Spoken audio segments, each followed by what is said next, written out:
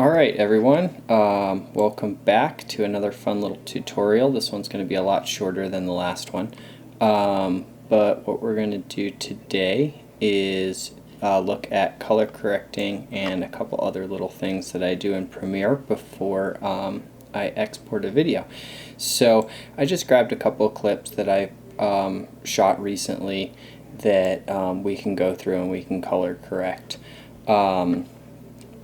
But first and foremost, the main thing to do before you start color correcting is to be shooting in the correct picture profile. So if your camera has a picture profile setting, you want to change it to the flattest picture profile setting you can with the least amount of contrast and saturation and sharpness, so that when you color correct, you will have the most dynamic range, and you will also be able to change the image as much as you can without having a lot of that color and saturation and contrast baked in. So as you can see here, this image on the screen was shot in neutral, and so neutral gives you a lot of contrast and a lot of saturation. So you can see in the shadows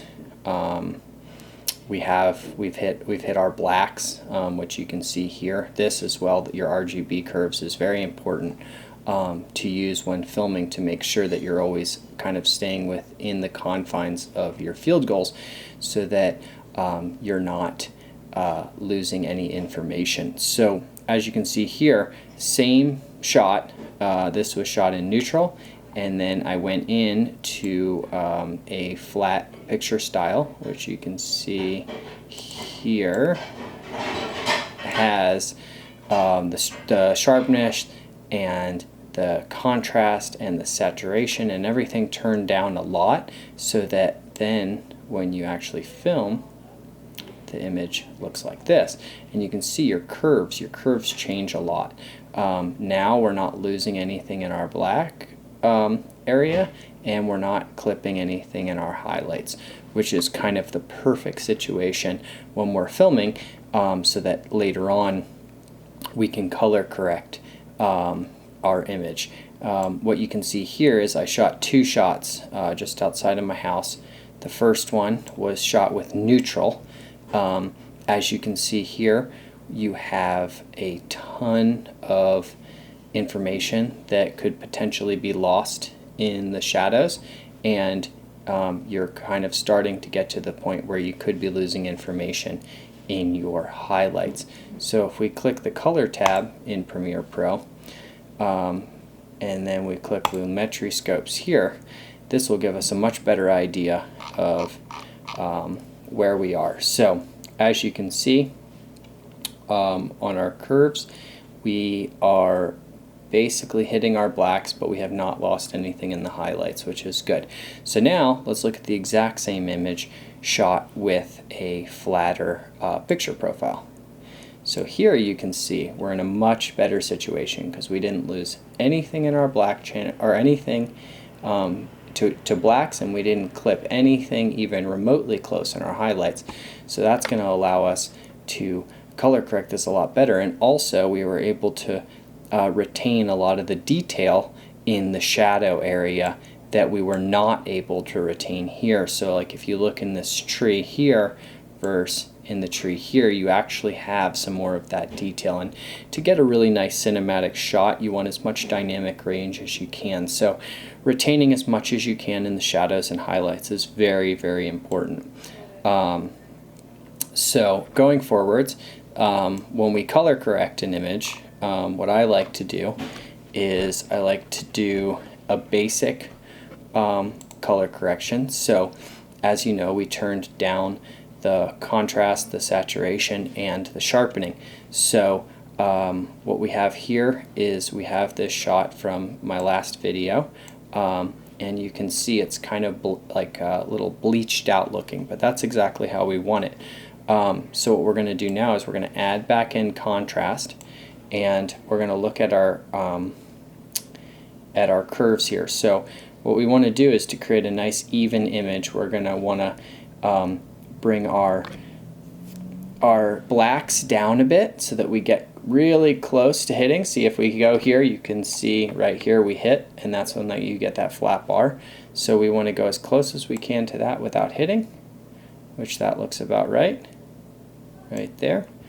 And then we can pull the shadows up a little bit so that we retain that detail in the shadows. And then the highlights, it looks like we clipped a tiny bit, but we want to do the opposite for our highlights and our whites.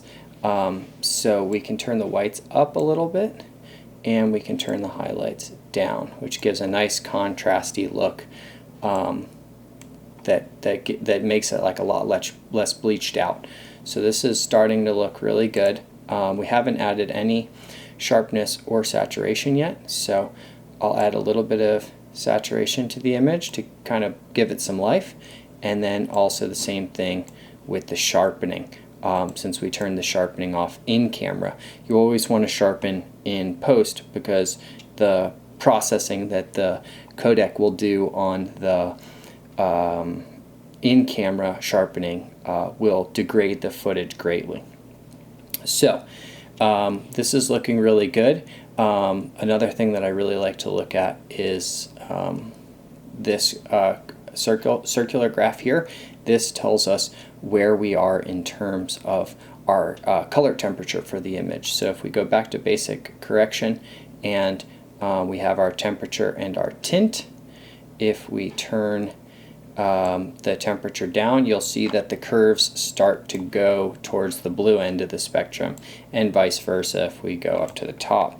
However, this image was captured pretty nicely in terms of color rendition, so I would say it really doesn't need any sort of warming or cooling to give off a natural effect.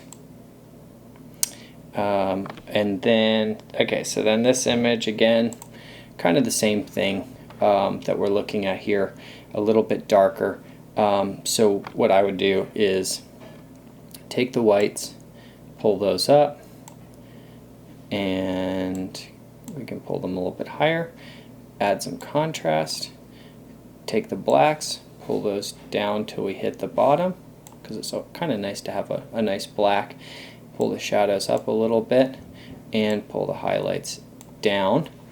And then in terms of we're going to add some sharpening, and we'll add a little bit of saturation back, and then we can go in and just kind of manually adjust that a little bit. So that's kind of a basic color correction for this shot, but it looks really nice. Kind of got a little bit of a little lens flare over here, but besides that, if we're looking kind of just at this side of the image, it looks good. And then again, we're kind of erring a little bit towards the yellow side of things, so we can pull the image a little bit towards cooler, and then now we're going to have kind of a nice centered image, like kind of as long as you've got a lot of this data right here in the center, you have a nice temperature image for your shot. And so basically it's just, you know, what you decide and what you like. But again, here's another shot that we can just run through really quickly. This shot was shot on a drone, so a different camera than the previous shots, but very similar approach that we're going to take. This was also shot in a very flat picture style, so we're going to have to pull back a lot of that information. So again, when you shoot flat, you're going to have a lot of banding in your curves. That's going to be kind of between that 20 to 80 to area on the graph. So first, I always just like to do the blacks first, and we can pull our blacks down. You might want to just do that in the curves. Actually, it's going to be more dramatic there, and then up here.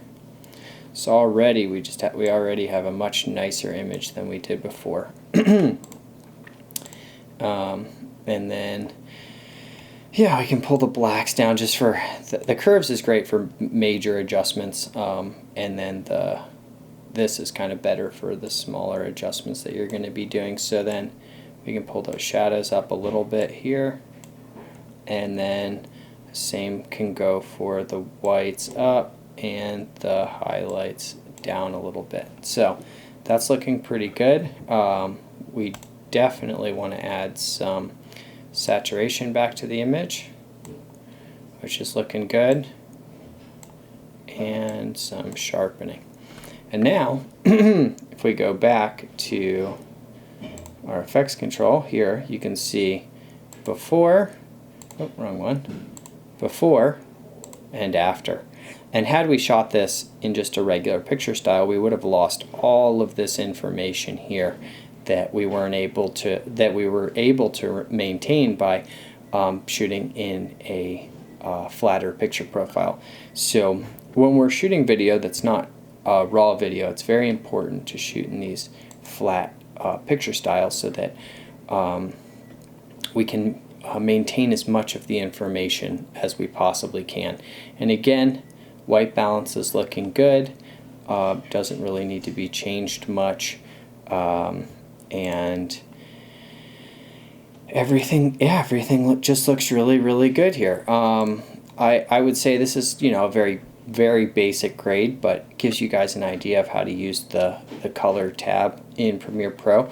Kind of the last two things that I was going to show you guys before we finish the video was first giving your footage like a little bit of a cinematic look by giving it a widescreen. So right here we have a 16:9 aspect ratio, which is kind of standard, 1920 by 1080 or 4096 by 2160 for 4K.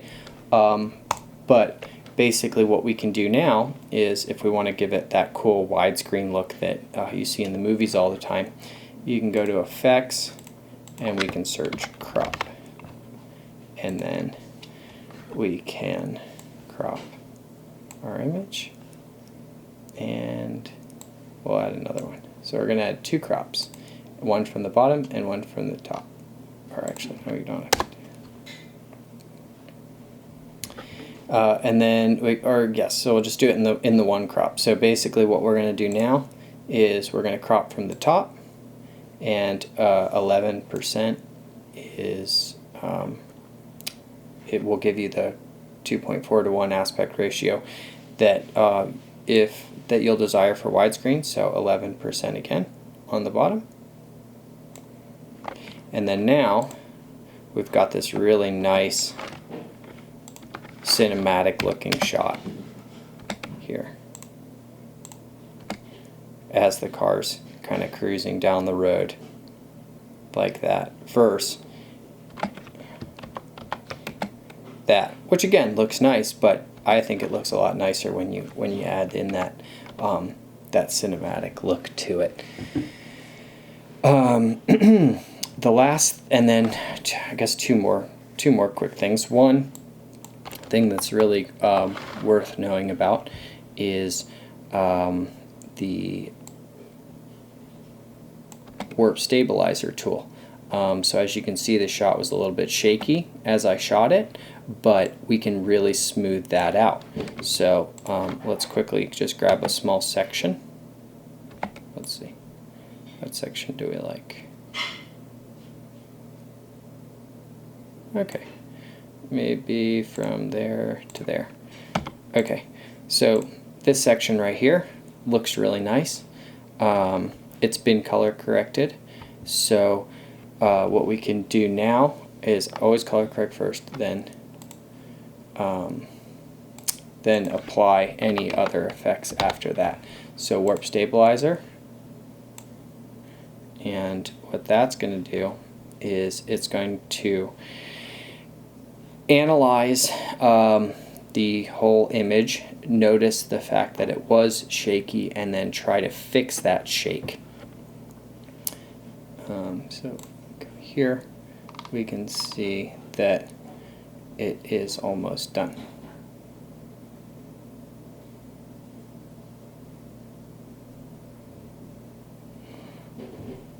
And so it takes a lot of processing power for the computer to do this, but the results are really nice. So what you can do is you can see this shot, very shaky, and then this shot after the warp stabilizer, so smooth and nice, and then back to shaky again because I hadn't applied it to that section. But it's incredible how well it can do, and it's not gonna work for everything, but it works very well when you have a very minorly shaky shot, and it gives the viewer the sense that you almost were using a tripod when in reality I forgot the tripod that day and I shot it that whole thing handheld. And then kind of the last thing, slightly more advanced color correction, would be to add a LUT to the footage. So what you can do is you can go back to your project, click this little new item button, click adjustment layer, okay, and then let's add the adjustment layer onto our footage. And what the adjustment layer will do is it'll allow us to add a LUT to the entire shot. And a LUT is a lookup table, and what a lookup table is it's kind of like a filter. You could imagine it kind of like an Instagram filter, but there's been a lot of LUTs that have been made that are really cool and add a lot of just add a lot of flavor to your video.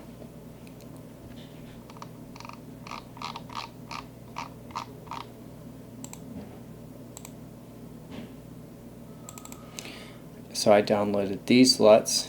They're the Peter McKinnon LUTs, and yeah, they're really cool. Some of them,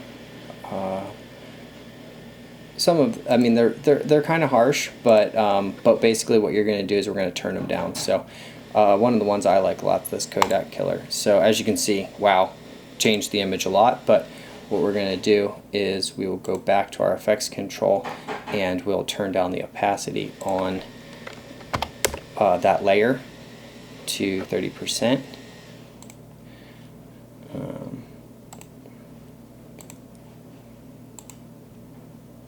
I did not add it to the right layer.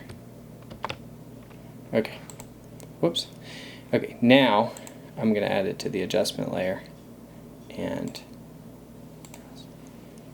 Kodak Killer. Okay, so now you can see the adjustment was made, and now we're going to change the opacity on that to 30%. And now it gives just a nice kind of addition, like a nice bit of cool color to it. So if you turn it off, you can see just adds a little bit of more saturation, a little bit of interest to the image. But there's just so many different LUTs that you can download. I really never use them at 100%, but they're nice to just kind of add as just like a little bit of a filter to the footage. And yeah, that's about it. I hope you guys enjoyed today, and if you guys have any questions, obviously feel free to let me know. Yeah, I could do a more advanced one in the future, or kind of whatever you guys prefer. We could really do anything. So just let me know in the comment section below, and thank you everyone for subscribing to the channel.